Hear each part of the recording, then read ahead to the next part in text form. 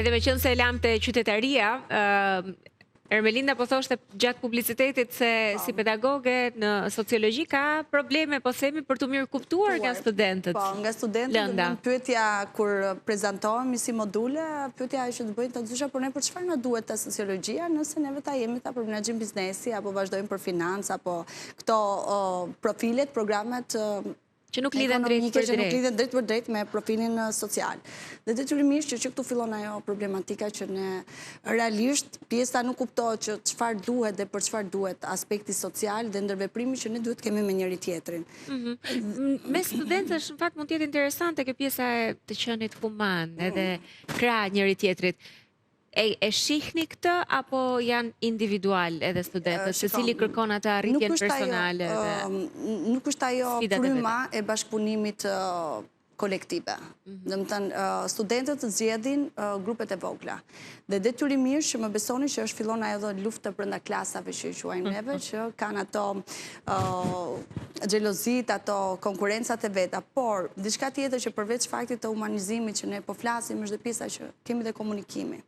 Komunikimit kanë ndryshuar jashtëzakonisht shumë. Pra ne nuk kemi etikën e komunikimit, etikën e sjelljes dhe të asaj se si duhet të komunikojmë, të flasim dhe të sillemi kundrejt njëri tjetrit. Ku qëndron gabimi? Pra çfarë është gabim? Pse ke mbritur në këtë përfundim? Mendoj që janë një sër faktorësh të cilët ndikojnë. Domethënë është pjesa që nëse kemi përmendur fare kjo pjesa e aspektit të teknologjisë apo të rrjeteve sociale që për mua është një problem i jashtëzakonshëm. Që është problemi i përhershëm për çdo temë të mundshme që ne hapim në program. Jo, sot është realisht e frikshme dhe e pa perceptuar që ti kërkon që t'i japësh për studentit ose dikujt tjetër që mund t'jesh dhe në rrjet shoqëror që të shpjegosh, të ndash informacion, një tematik dhe ti ke gjithkohës në varësi në telefon dhe nuk kallojnë interesit. Janë indiferent. Janë shumë indiferent. Unë mendoj që në universitet është shumë vonë të ndërhyjmë tek njeriu. Pra ata në kur vinë në universitet kanë mbartur të gjithë modelin e edukimit që nga fillorja, që nga qertja, kopshti edhe. Domethënë dëmi tek mënyra si komunikojnë është bërë herët. Dhe është shumë e vështirë ta ndërtojë. Unë vetë kam eksperiencë me student në universitet. Dhe më besoni, roli më i madh që ishte të ndërtoje ose të ndërhyje për të përmirësuar mënyrën e tyre të komunikimit dhe ti tishe jo më ai pedagogët, sot ke akoma pedagog që thonë unë jam pedagogu dhe kush je ti. Dhe ky është halli i madh, domethënë, sepse ai është kolegu jot shumë shpejt. Dhe ai është sot reflektimi i të gjithë sistemit dhe ta kthejmë edhe një herë bisedën aty ku duhet. Në sistem ne kemi akoma sot dëmin e asaj që u bë që ata që ishin me notën 5 shkonin për mësues. Ai që s'donte mësimin do jepte mësim fëmijës tim. Tani më falë, të lutem, që këtu është përplasja, sepse të gjitha ata që ishin me 5 shkuan për mësues, paktën në brezin tim, dhe shumë breza me radhë. Ata sot janë mësuesit e fëmijës tim. Një person që nuk e ka dashur kur mësimin vet, e ka shumë të vështirë që ja transmetojnë dashurin fëmijës.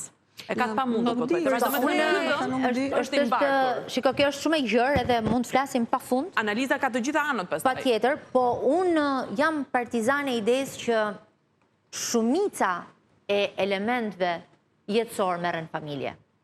Pra deri se shkon te mësuesi, fëmia ka kaluar një periudhë të mirë me familjen e vet dhe ka një pjesë mirë të ditës me familjen e vet, ku këto gjëra kristalizohen. Po jap një shembull krejt thjesht. Ç'a ndodh në shkolla sot? Një pjesë e madhe e fëmijëve nxiten nga prindrit që të mos ja japi detyrën shokut, mos ja tregoj, mos të ndajnë përgjigjet e tyre etj. Dhe është edhe një lloj presioni që mësuesi do e marrë vesh, se unë ja dash Katerinës, se unë ja dash Agidës, dhe ç'a ndodhi, ç'a bëri.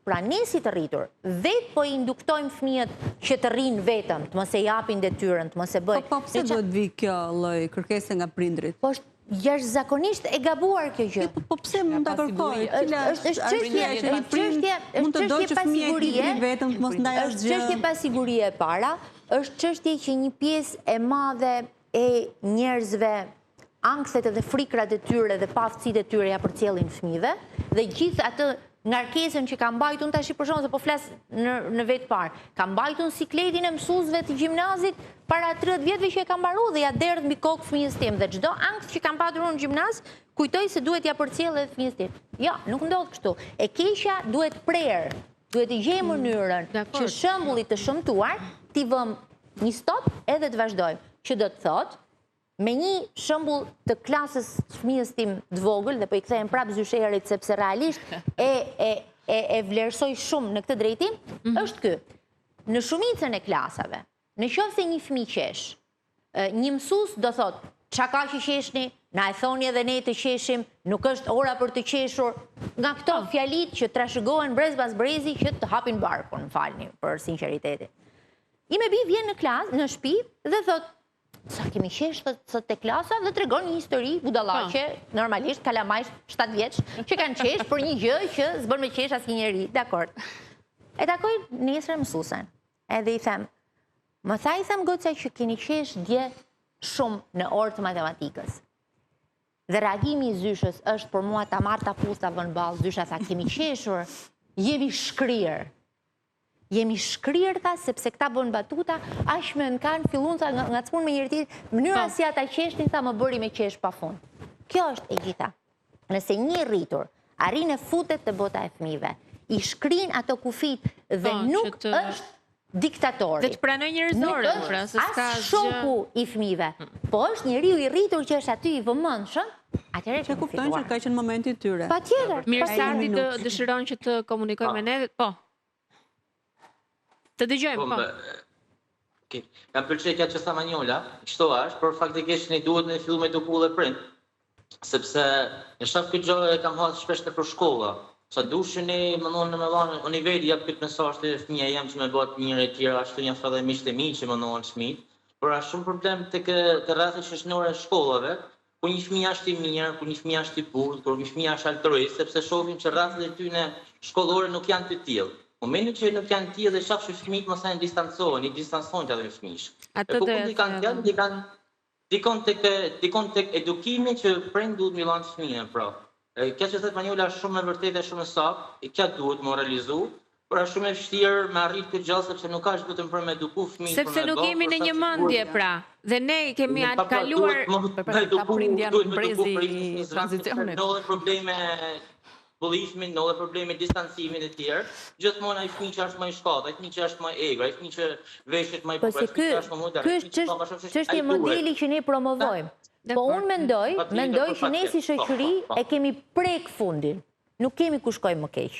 Mendoj, shpresoj shumë, ose jam optimiste në këtë që them, që edhe fakti që ju me emisionin tuaj jepni kaq vëmendje këtyre temave për ditë, tregon që ne e kemi ka arrit thika në kock dhe ne po e kuptojmë këtë gjë.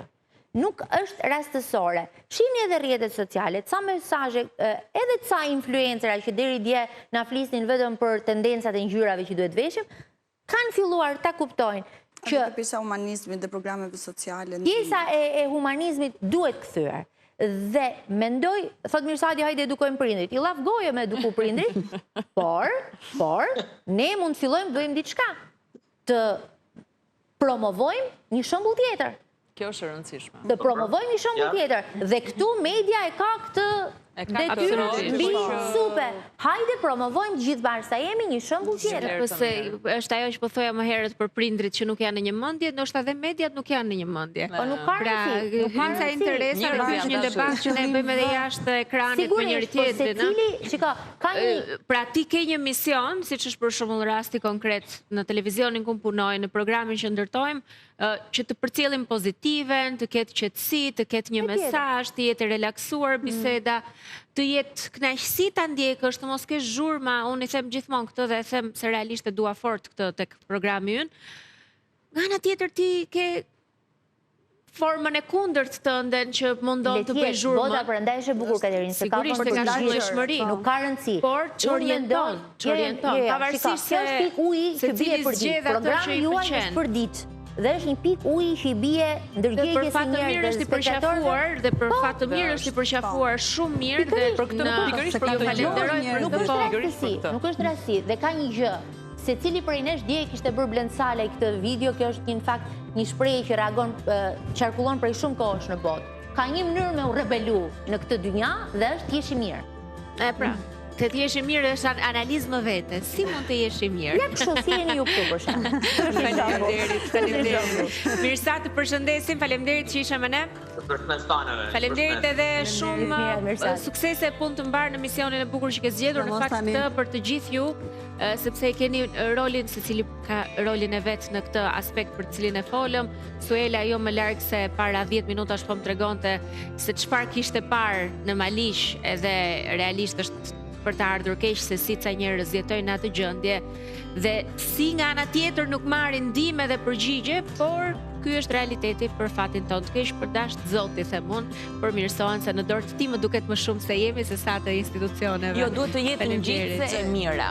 Ky është momenti që e mira duhet të jetë ngjitse. Pra të tregojmë gjithmonë anën tonë të mirë, nuk është se fjalën e keq është shumë veprimin e keq është shumë e thjeshtë, por të paktën mundohemi që të jemi sa më mirë dhe të flasim të përcjellim atë mirësi që ne na karakterizon si shoqëri që jemi. Faleminderit që na ndoqët, të takohemi nesër.